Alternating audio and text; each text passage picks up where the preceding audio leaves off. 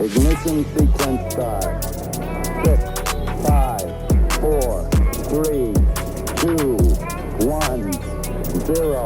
All engine running. Liftoff. We have a liftoff.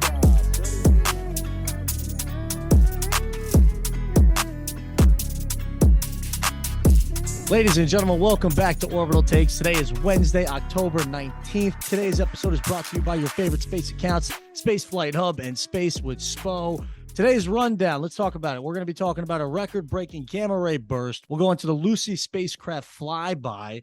We'll end it with some Starship updates and SpaceX updates. And then we'll obviously hit the launch and scrub of the week. Pat, first things first.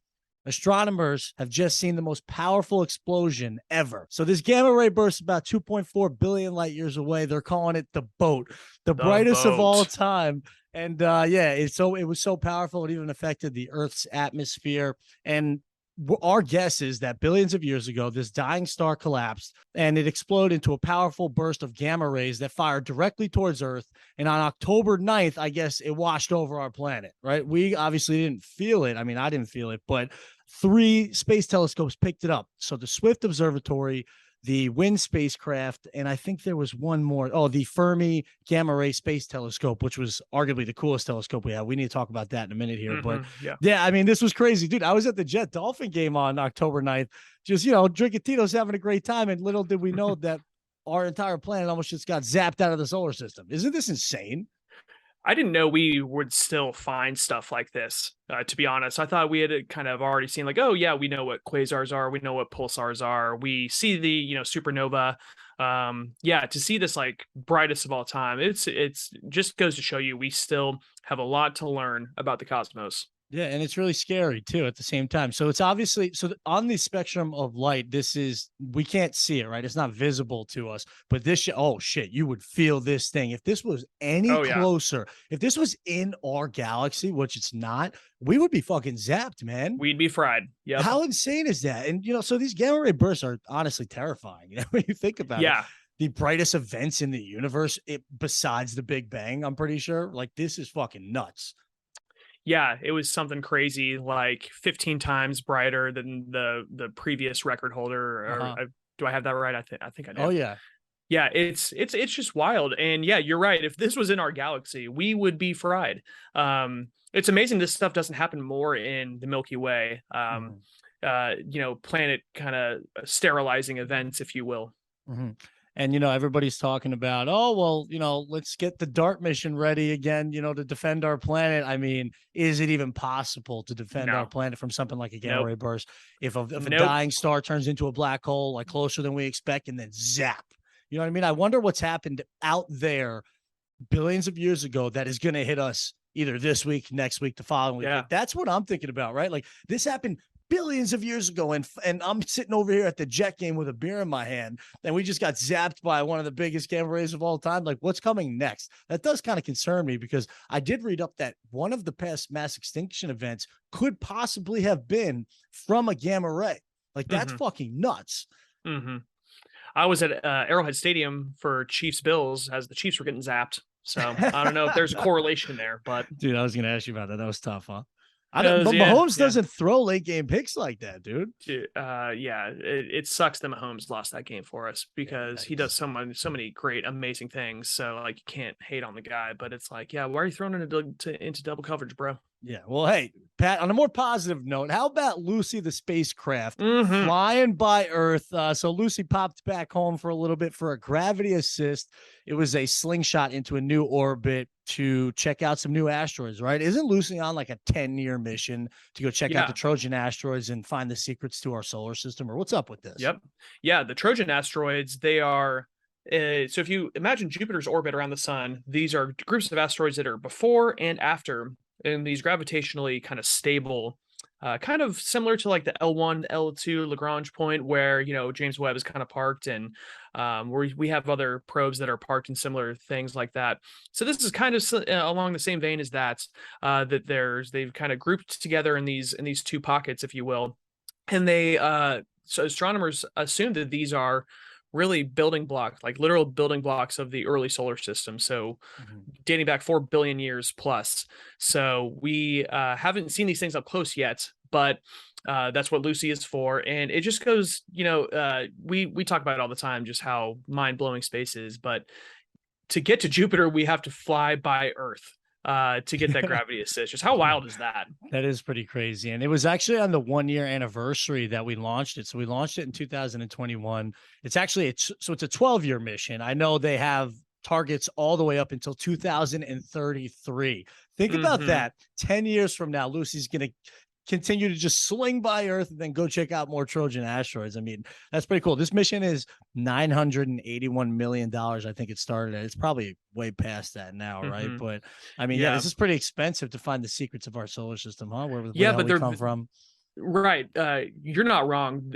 However, it's visiting more than one of these Trojan Oh yeah. asteroids. So Oh it's yeah. not like it's like a dart, if you will, where Mhm. it's like one shot and bang, that's it. So it's going to go to multiple targets here. I also want to give a special shout out to the way Lucy looks. I mean, it's pretty sick looking space probe. Yeah. If you look at it Yeah. with the the two wings up there and everything.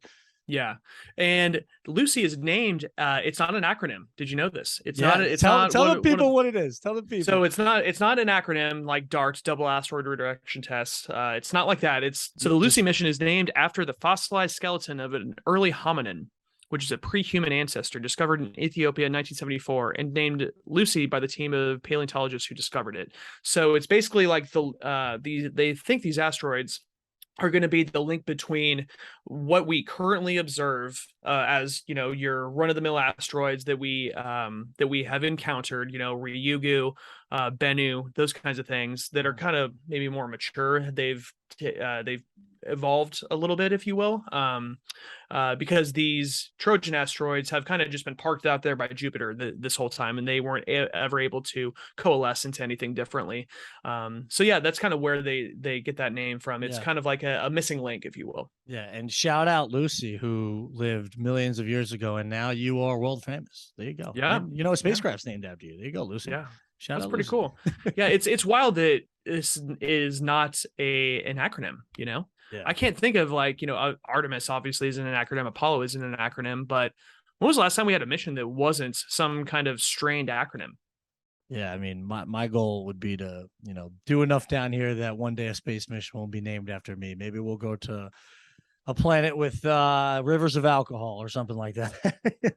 Maybe Oceans of booze. The SPO mission. Yeah, something like that. We'll Space Probe Orbiter. We got something time. like that. I said I wanted to be one of the first couple thousand people to go to space. There's been less than 1,000. I'll be up there by 5K. All right, guys. All right. And you guys are gonna help me get there. But actually, I'm going with you. Pat, we'll be on one of these spaceships. We'll be most likely on this Starship. So what's the update with SpaceX and Starship right now?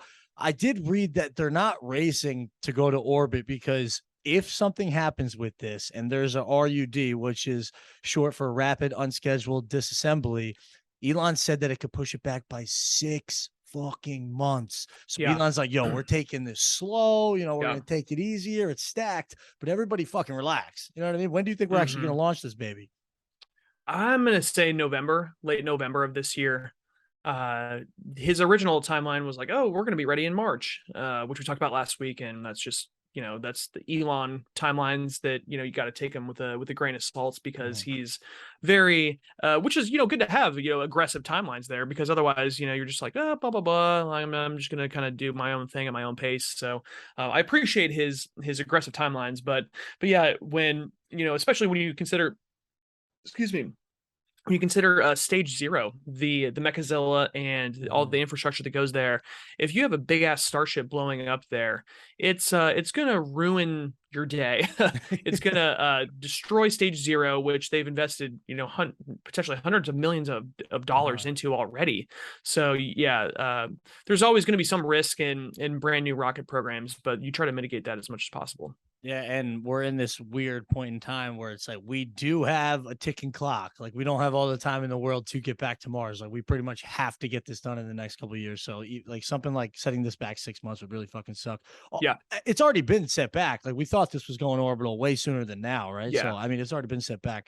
But SpaceX is on a roll. They just landed Crew 4 back in the ocean. What ocean did they land in? So it said that their parachute assist.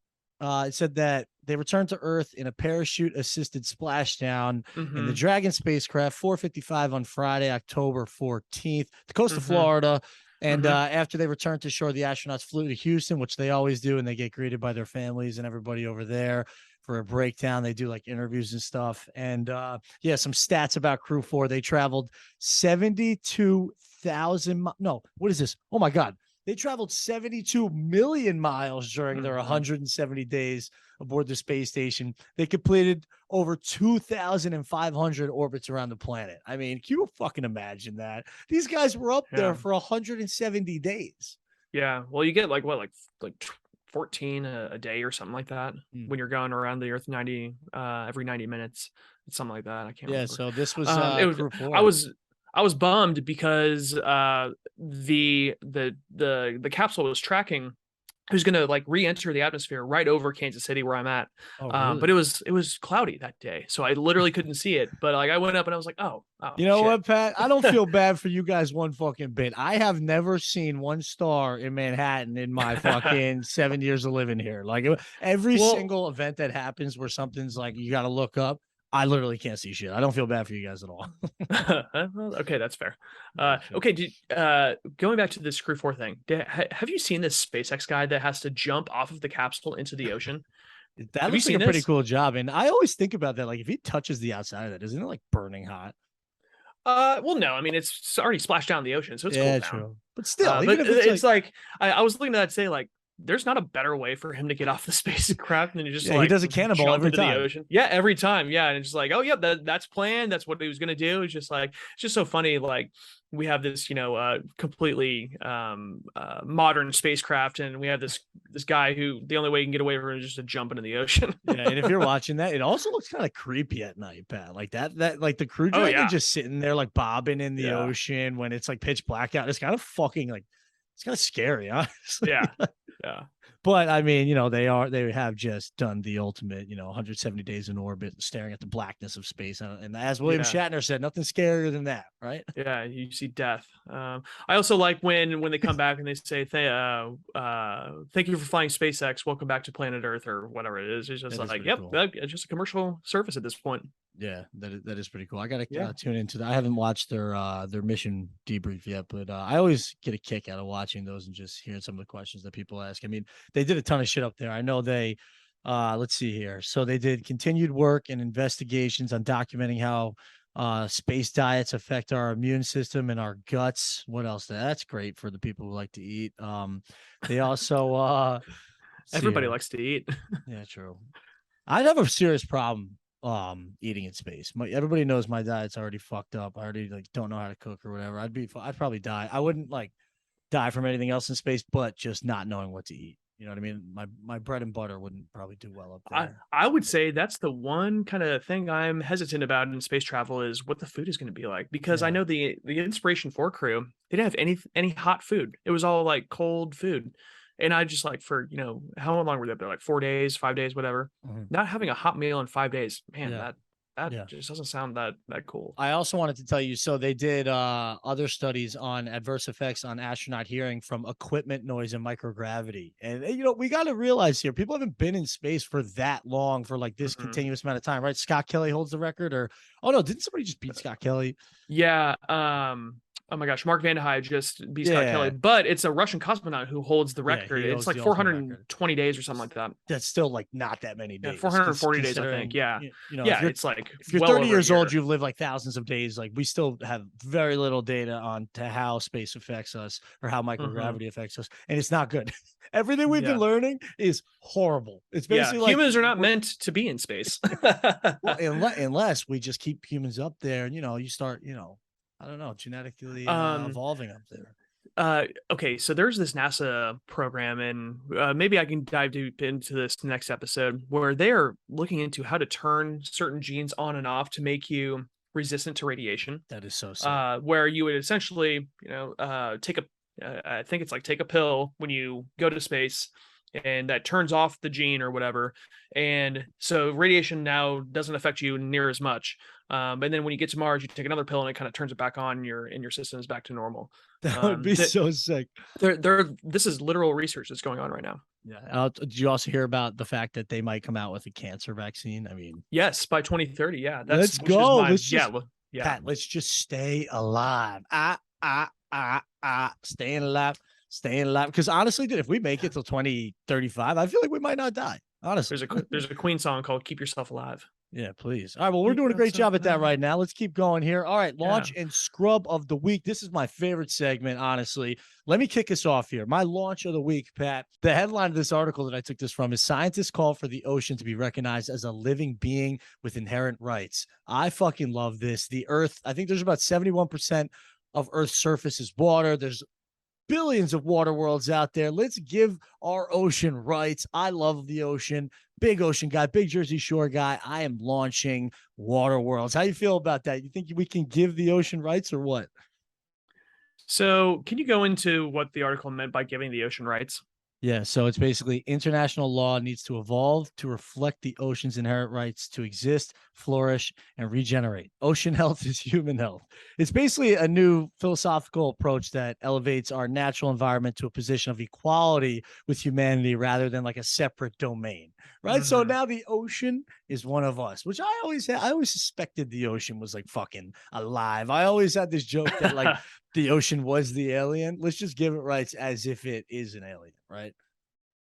Yeah, there's new research that NASA and NOAA is doing that looks at the Earth as a system as a whole kind of thing, and they're like, yeah, our planets, like, could they be considered living organisms, if you will?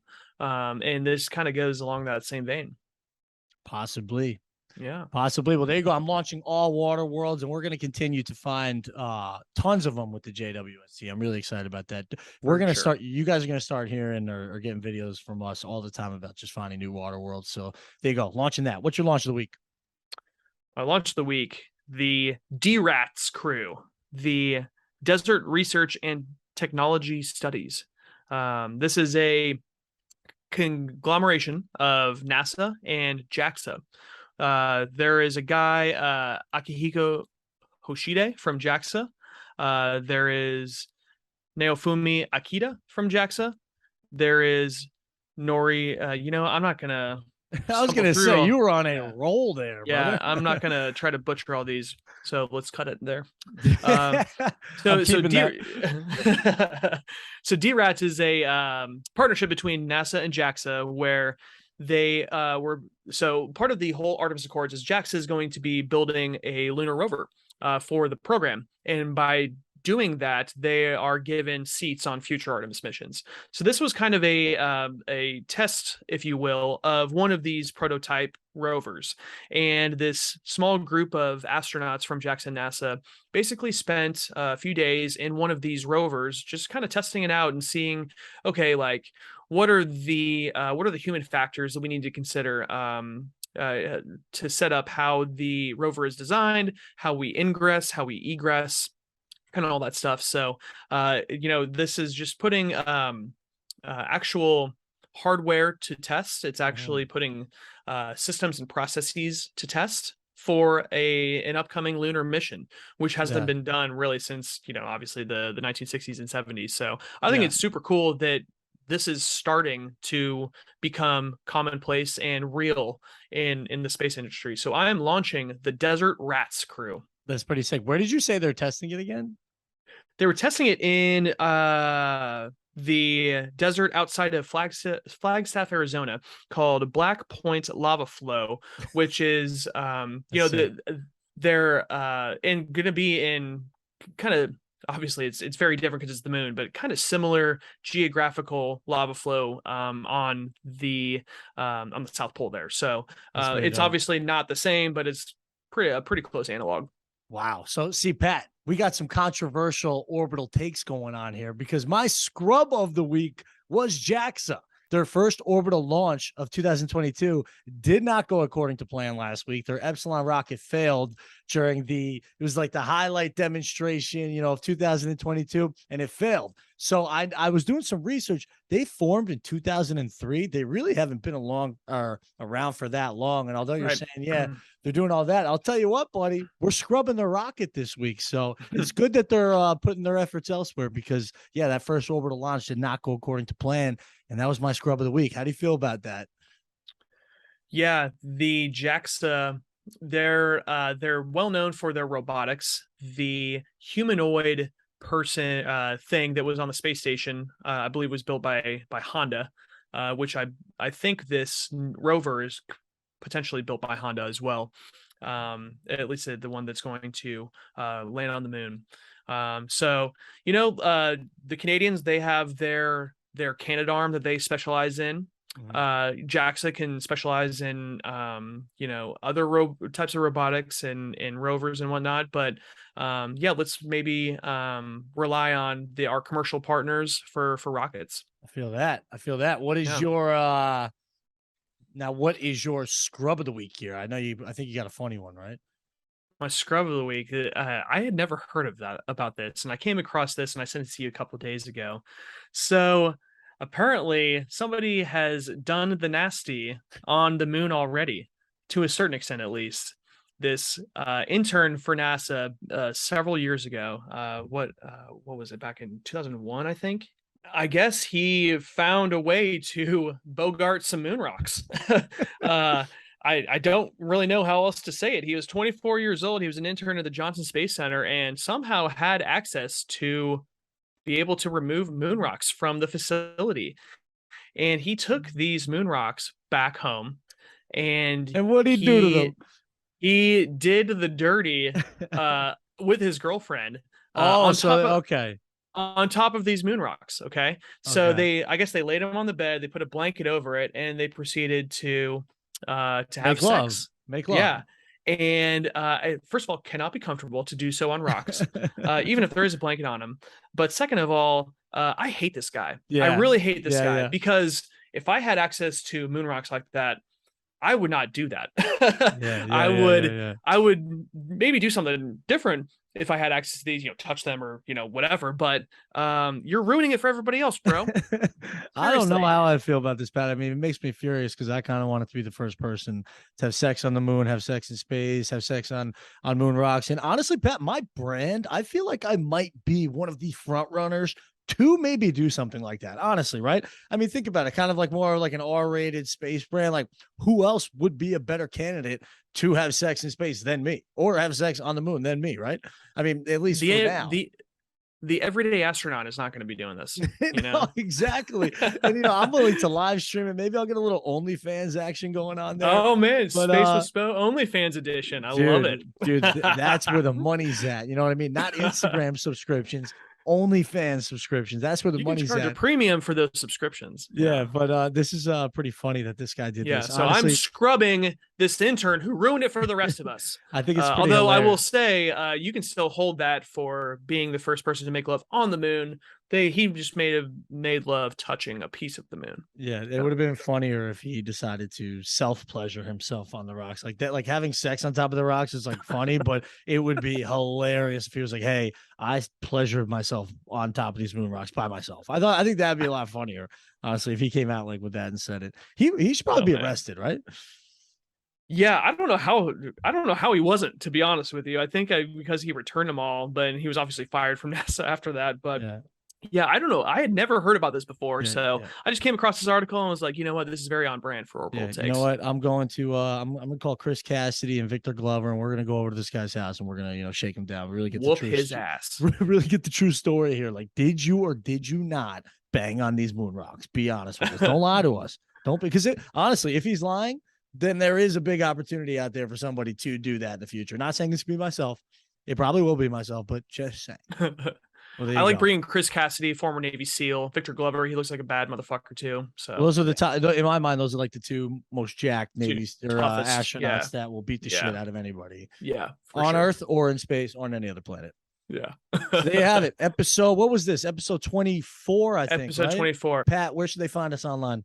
You can follow us online on Instagram and TikTok and YouTube at Orbital Takes. We'd also appreciate if you would leave us 5 stars or a review on whatever podcast platform you listen to us on. And thanks for listening. Ad Astra, everybody. Thanks for listening, guys. We'll see you next week. Peace.